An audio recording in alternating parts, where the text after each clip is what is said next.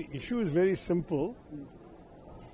The government has clearly got a plan to re-delimit the constituencies and increase the number of seats in the areas where the ruling party is strong. And they are using women's reservation as an excuse to bring about that change by trying to amend the constitutional amendment that they themselves had brought in 2023 when we had said, let's do women's reservation immediately. So this is like, demonetization. They reduce the value of our currency automatically overnight. This is a political demonetization. What they're doing is they are trying to reduce the value of the parts of the country where they are weak and strengthen the parts of the country where they are strong. Now, all this is politics and we understand that, but the way in which they're doing it is very disappointing. If genuinely this is about Nari Shakti, then what they need to do, very frankly, is to pass Nari Shakti today. We will all support it. And we can have reservations for women in this parliament from the very next election.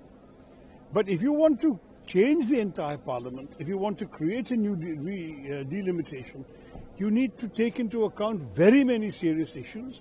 There has to be a full examination of the point of view of all the states, whether it's the small states versus big states, the slower growing population states versus the higher growing population states, the states that are contributing more to GDP versus states that are contributing less to GDP.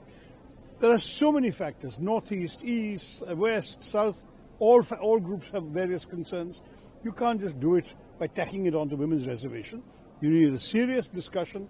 Various formulae need to be suggested. I myself have gone in public suggesting that we should borrow some ideas from the European Union where we can balance the representation more fairly, because it is not just about one person, one vote, the usual principle, which we've all had and we all value it. It is also about India being a union of states and giving respect and value to the states. So all of this is extremely important.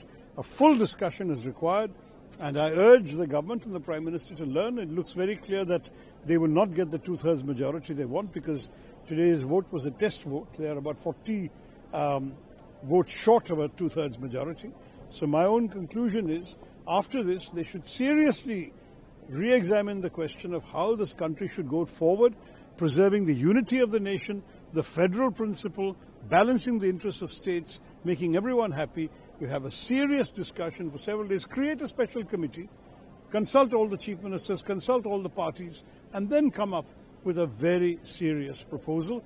We would all be interested in that, and I think it's extremely important we do that. Don't hook it on women's reservation.